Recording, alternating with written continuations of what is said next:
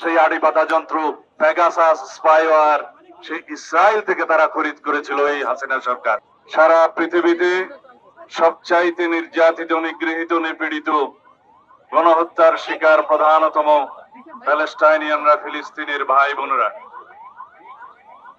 প্রথম বিশ্বযুদ্ধ এবং দ্বিতীয় বিশ্বযুদ্ধ পরবর্তী ইঙ্গো মার্কিন ষড়যন্ত্রের মাধ্যমে ফিলিস্তিন রাষ্ট্রের মধ্যে আশ্রিত এই ইসরায়েলিরা, তারা আজকে যারা মূল অধিবাসী ফিলিস্তিনিদেরকে উচ্ছেদ করে আপন দেশে তাদেরকেই পরবাসী বানাচ্ছে। অথচ সারা বিশ্বের মুসলিম বিশ্ব, সারা বিশ্বের পরাশক্তি তারা আজকে নির্বিকার এই গণহত্যার বিরুদ্ধে। তারা সোচ্চার নয়, এমনকি প্রত্যক্ষ এবং পরোক্ষভাবে এই গণহত্যার মদত যোগাচ্ছে ইঙ্গো মার্কিন বাহিনী। বান্ডেল থাকলে প্রতি সেনমানিতে টাকা বাঁচবে। বিকাশ সেনমানি বান্ডেল কিনে জিতুন প্রতি লেনদেনে।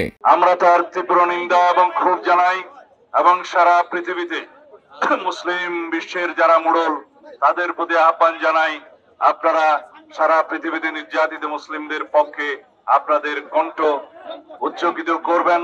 আপনারা ব্যবস্থা নেবেন যাতে বিভিন্ন রকমের ষড়যন্ত্রের ফলে বিশ্বের পরাশক্তিরা যে ইসরায়েলের পক্ষে ভূমিকা রাখছে সেটা বন্ধ হয়। তাদেরকে অস্ত্র সরবরাহ যারা করছে তাদেরকে আপনারা বাধ্য করুন ইসরায়েলিদের হাতে যেন মারণাস্ত্র তুলে না দেয়। বিশ্বের সবচেয়ে নির্যাতিত এই এলাকায় যাতে আর কোনো গণহত্যা না হয়। আমরা অবিলম্বে ফিলিস্তিনে, গাজায়, রাফায় গণহত্যা বন্ধ চাই। সারা পৃথিবীর মানুষ জেগে উঠেছে। গতকালকে সারা পৃথিবীতে মানুষ প্রতিবাদ জানিয়েছে। নো ওয়ার নো স্কুল নামে যে প্রোগ্রাম করেছে সারা পৃথিবীতে, বাংলাদেশেও সেটা পালিত হয়েছে।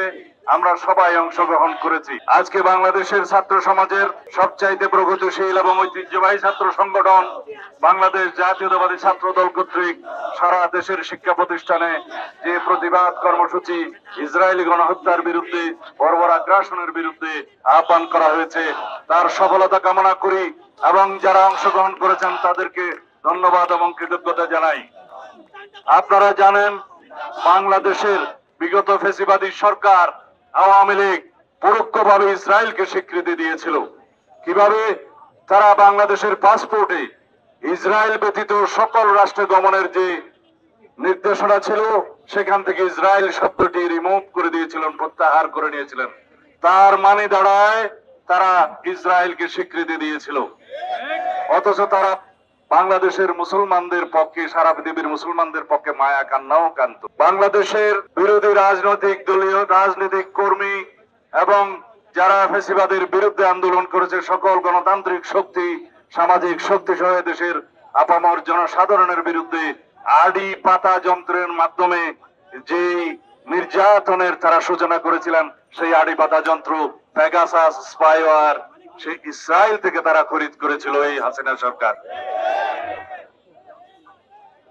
আজকে যেখানেই হাসিনা আশ্রয় নিন না কেন, বাংলাদেশের মানুষ সারা জীবন এই আওয়ামী ফ্যাসিবাদী ইসলাম বিদ্বেষী এই আওয়ামী লীগের বিরুদ্ধে এই ধিক্কার জানিয়েই যাবে যে তারা মুসলিম বিদ্বেষী, ইসলাম বিদ্বেষী, আলেম বিদ্বেষী, সারা পৃথিবীতে ইসরায়েল পন্থীদের সমর্থক ছিল।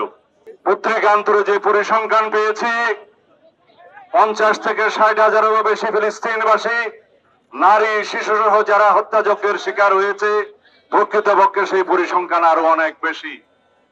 যারা অপুষ্টিতে ভোগে, যে সমস্ত শিশুরা মৃত্যুর মুখোমুখি হচ্ছে, তাদেরকে হত্যাকাণ্ডের শিকার হিসেবে গণ্য করতে হবে।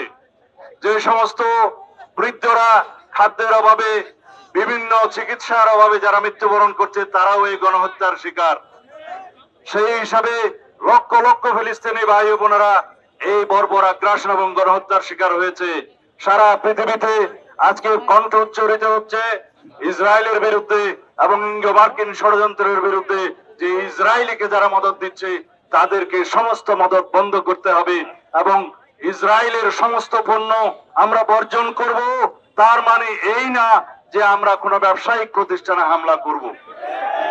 গতকালকে বাংলাদেশে কিছু স্থাপনায় হামলা হয়েছে, আমরা তার নিন্দা জানাই এবং এখানে আমরা বলতে চাই সরকারের ব্যর্থতা এখানে লক্ষণীয়। আইন শৃঙ্খলা বাহিনীর ব্যর্থতা এখানে লক্ষণীয়। তাদের উচিত ছিল আগের থেকে এখানে সতর্কতা অবলম্বন করা, তাহলে বাংলাদেশের নামে এই বদনামটা আমাদের নিতে হতো না।